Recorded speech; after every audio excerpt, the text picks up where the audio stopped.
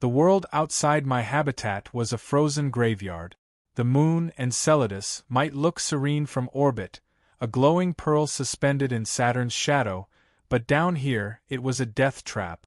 Jagged ice fields stretched endlessly, and the howling winds sounded like the wails of a banshee. I'd been stationed here for 6 months, monitoring the subsurface ocean beneath the ice crust. It was a scientific endeavor of unparalleled importance, the search for extraterrestrial life. Until today, it had been nothing but silence. The alarm blared, snapping me out of my routine, a deep, resonating klaxon that sent shivers racing down my spine. My comms crackled as Mission Control buzzed in. "Dr. Lane, are you seeing this? We've picked up anomalous seismic activity near the extraction site."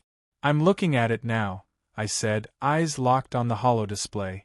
A pulsing red dot marked the epicenter, a region we drilled into weeks ago to access the liquid ocean below. Seismic activity? That's impossible. The ice should be stable. "Well, it's not," came the response, sharp and panicked. "There's something else." The probe picked up movement. Something big. The words hung in the air like a death sentence. Movement? Under the ice? My mind raced through possibilities. Thermal shifts, equipment glitches, even underwater currents. But big? Nothing we knew of could cause that kind of disruption, not on a moon where temperatures dropped to -200 degrees Celsius. I suited up, adrenaline coursing through my veins. The pressure suit hissed as it sealed around me, its onboard systems humming to life. My breath echoed in the helmet, a reminder of how fragile the barrier was between me and the lethal cold. "Dr. Lane, proceed with caution," Mission Control said. "We're losing telemetry from the probe. Be advised. Conditions are volatile." "Noted," I replied, stepping into the airlock. The doors hissed open, revealing the icy wasteland. My transport sled was parked just outside, its engines already idling. I climbed aboard, gripping the controls with white-knuckled determination. The sled lurched forward, its treads crunching through the frost. The extraction site was 5 kilometers away, a straight shot across the ice. But as I approached, the landscape began to change. Deep fissures crisscrossed the surface, glowing faintly with an eerie blue light. Geysers erupted in the distance, spewing plumes of vapor that shimmered like ghosts. I adjusted my visor, enhancing the display. The readings were all wrong, temperatures spiking, pressure zones fluctuating wildly. And then I saw it.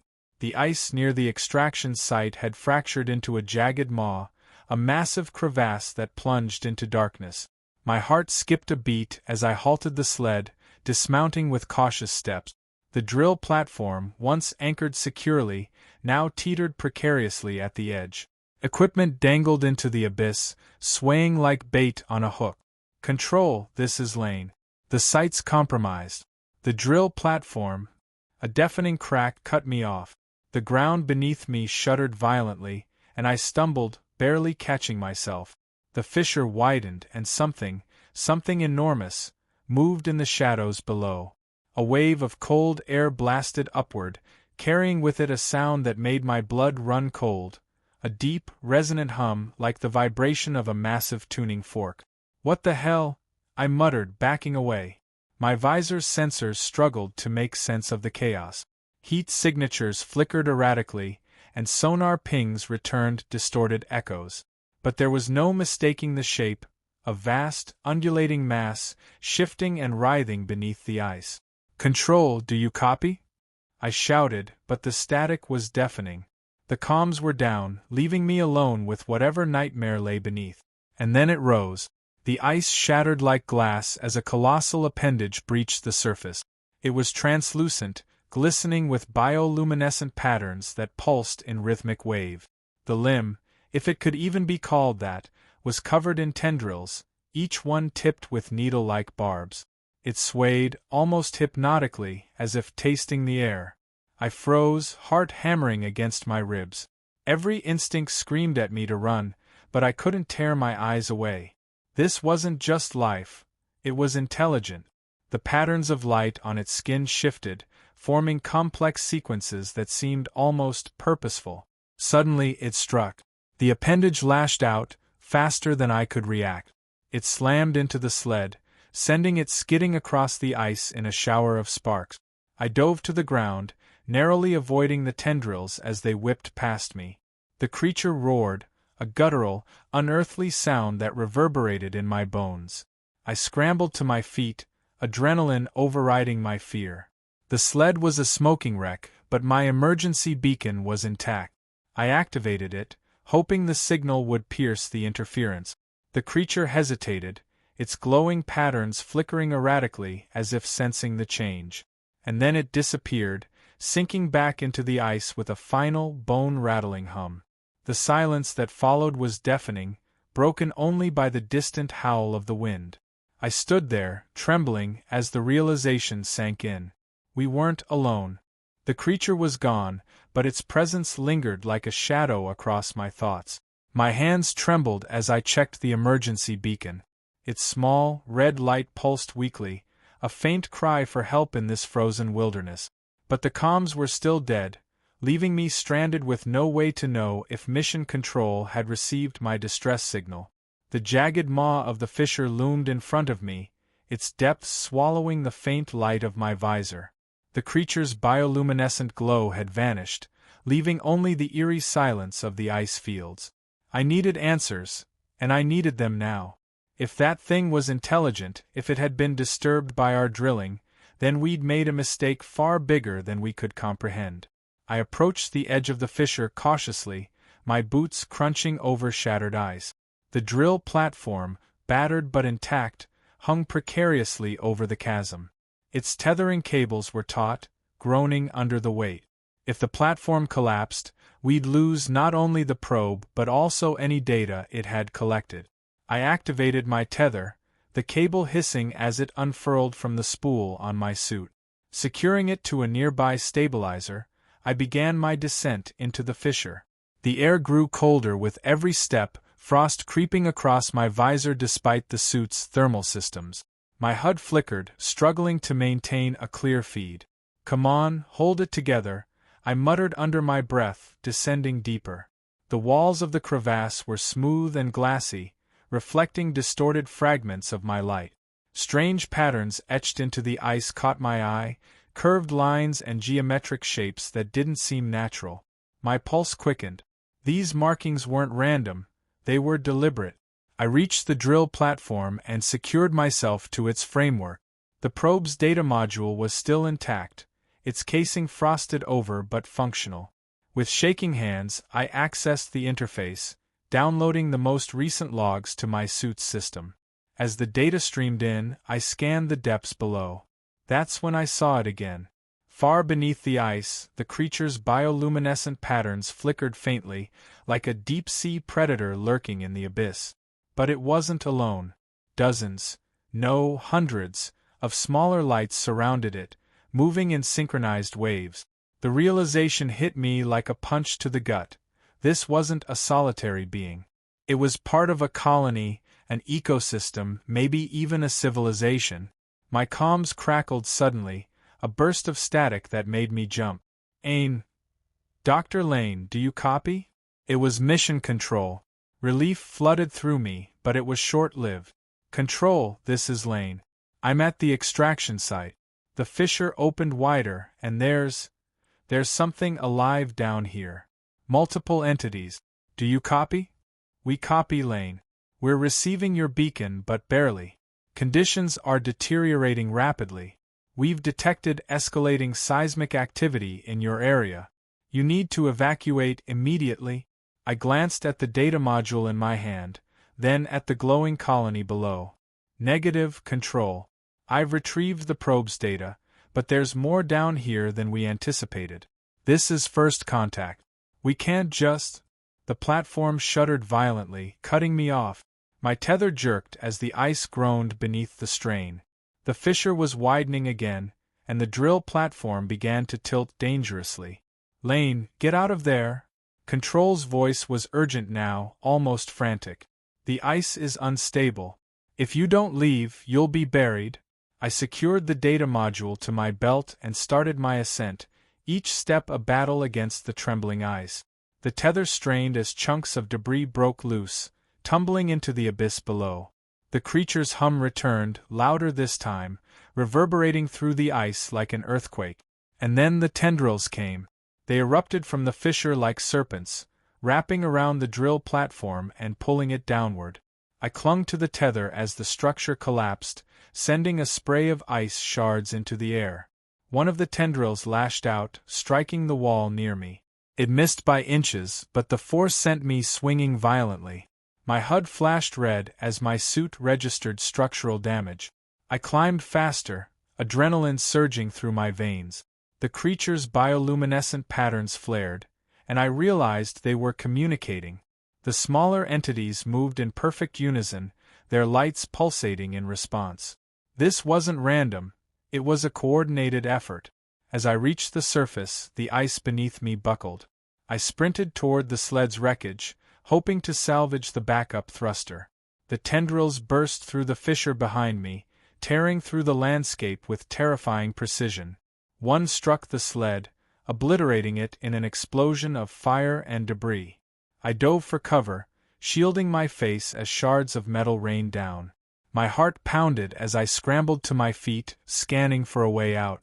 The emergency beacon was still active, its faint signal my only lifeline. But with the sled gone, my chances of survival were slim. The ground shuddered again, and I realized the fissure wasn't just widening, it was spreading. Cracks radiated outward like spiderwebs, destabilizing the entire area. I had to move, and fast. I activated the thruster pack on my suit, a last resort feature meant for emergencies. The small jets sputtered but ignited, propelling me forward in bursts. I leaped over a widening chasm, landing hard on the other side. The creature roared, a sound so deep it felt like the ice itself was screaming. As I reached a relatively stable patch of ground, I turned back.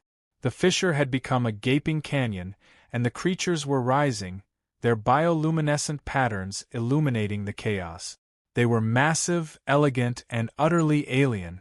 And they were angry. My visor's display flickered again, warning of structural failures in my suit. The thruster pack was nearly depleted, and the emergency beacon's signal was growing weaker.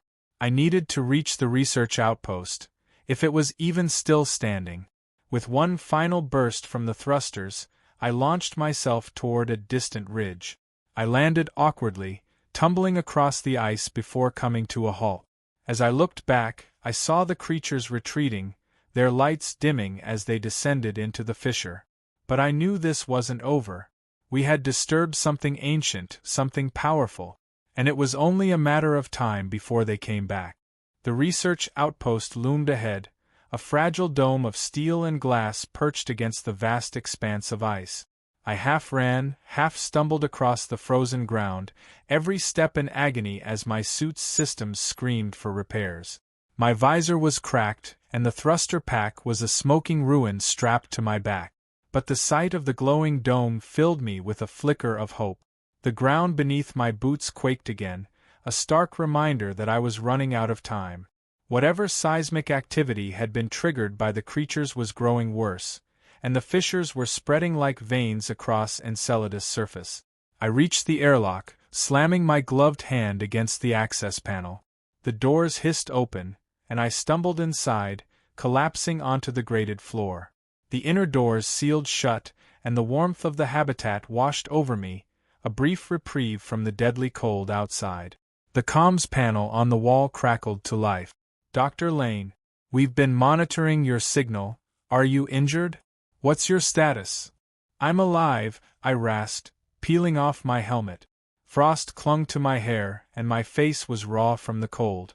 The sled's destroyed. The extraction site collapsed. And there's something under the ice. The voice on the other end was tight with tension. "We've picked up seismic readings across the entire region. This isn't localized anymore. Whatever you encountered, it's destabilizing the surface." I pulled the probe's data module from my belt and slammed it onto the console. "Then we need to find out what we're dealing with. Pull up the logs from the probe. I need answers." The screens flickered to life, streaming data at a dizzying pace. I leaned over the console, my heart pounding as the analysis unfolded. The probe's final transmissions were chaotic thermal spikes, chemical anomalies, and patterns. Complex, repeating patterns buried in the noise. "It's a language," I whispered, staring at the display. The bioluminescent pulses of the creatures weren't random, they were structured, a form of communication. "They're trying to tell us something?" The voice on the comms hesitated. "If it's a language, then they're intelligent.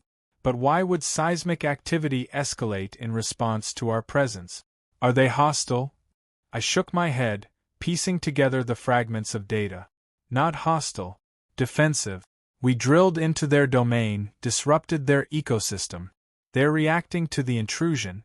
The screens shifted, displaying a series of sonar maps. Deep below the ice, the probe had captured images of vast caverns filled with liquid water.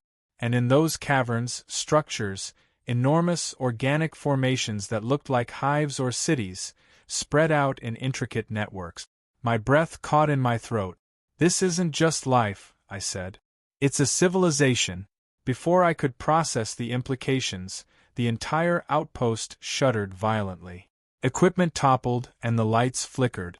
I grabbed the edge of the console as the floor tilted beneath me. "Lane, what's happening?"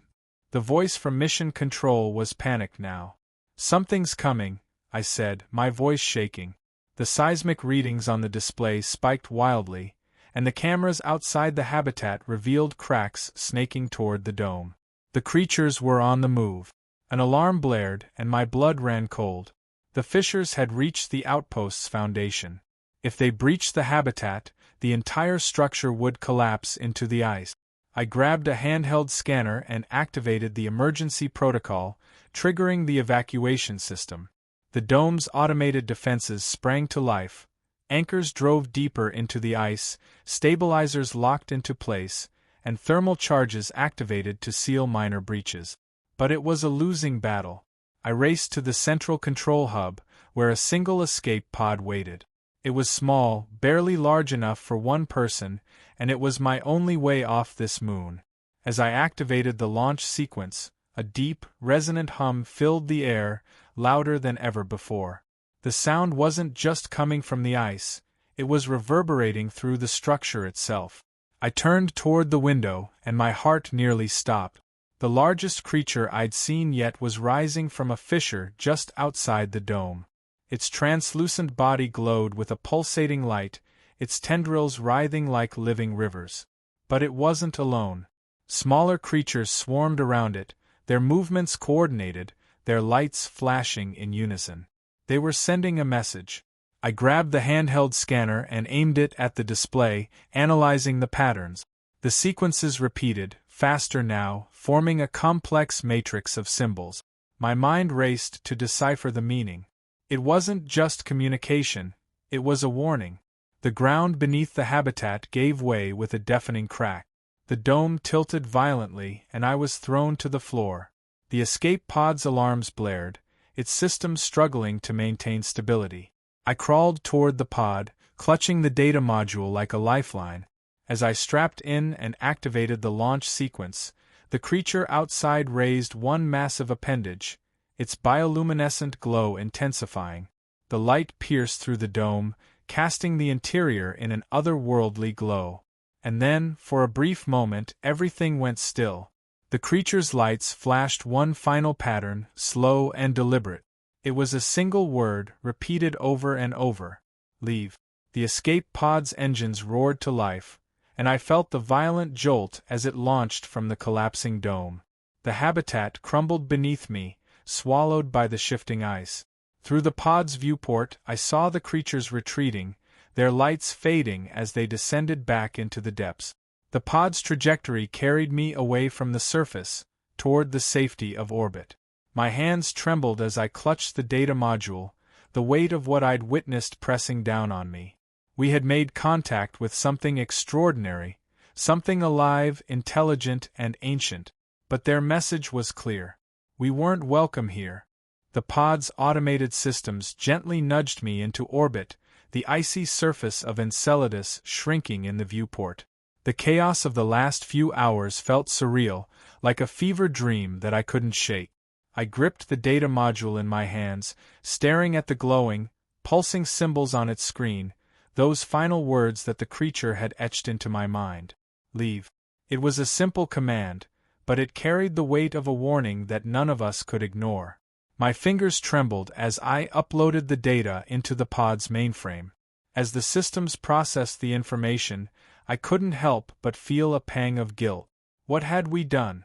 We'd come here with the hopes of discovering new life, but instead, we'd disturbed something ancient, something vast. Dr. Lane, this is Mission Control. Do you copy? The voice crackled in through the pod's comms, pulling me from my thoughts. I quickly keyed the microphone.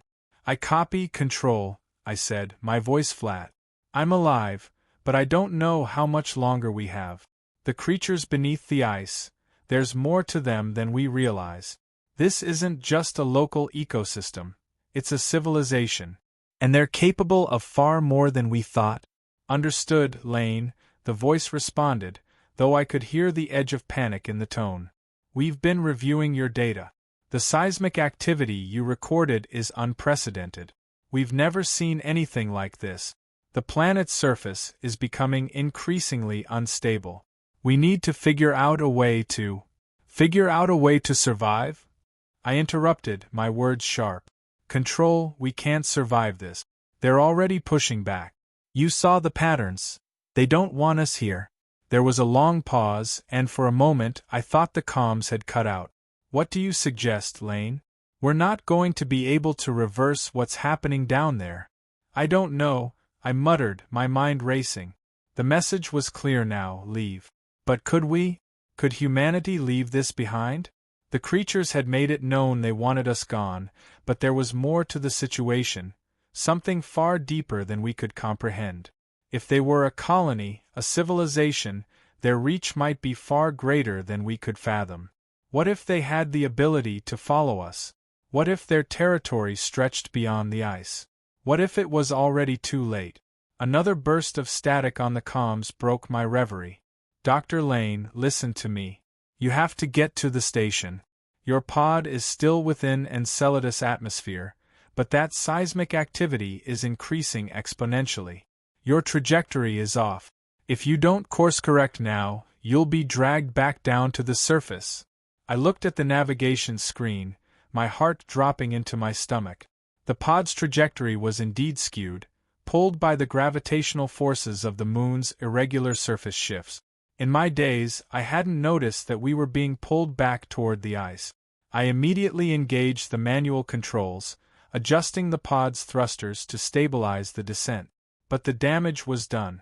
The pod lurched violently as the ice's gravitational anomalies pulled us toward the planet's surface. The autopilot was useless. It was all in my hands now. Control, this is Lane. I'm going down, I said, my voice grim. Get ready for whatever comes next. Wait, what? No, Dr. Lane, abort. I repeat, abort the descent.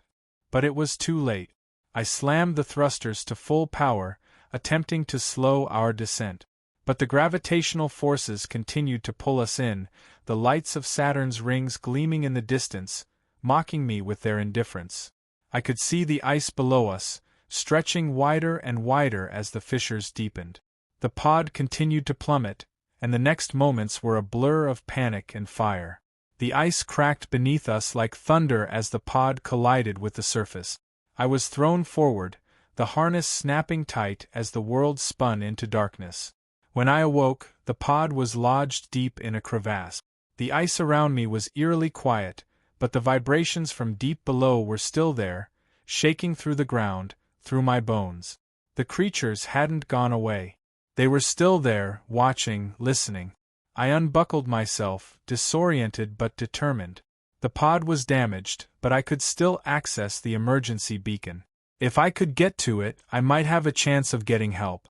Or at least, of getting some kind of closure on what we had discovered. I pushed open the hatch, the cold air immediately assaulting my senses. I took a step onto the fractured ice, the ground beneath me groaning, shifting. The hum from deep below was louder now, like a symphony of warning. The creatures were communicating again. The hum was rhythmic, an unmistakable pattern that pulsed through the ice like an orchestra tuning up. They were close, too close. I glanced down at the beacon, which blinked faintly, struggling to send a signal. It would be enough, but as I activated it, a new sound cut through the air. A deep, resonant growl that rumbled from beneath. It wasn't a warning this time, it was a promise. A promise that if we didn't leave, we'd be crushed under the weight of what we'd disturbed. I turned toward the crevasse, watching as the lights below flickered and swirled, growing brighter and more intense. They were coming up. The creatures weren't content to let us go. They were pulling us back into the depths, dragging us toward a fate we couldn't escape. As the ground trembled, I knew we had made a choice. And it was a choice that none of us could undo. The pod's distress signal blinked out as the fissures opened wide, engulfing the icy landscape in darkness. Enceladus and its secrets were now buried beneath the weight of the creature's wrath.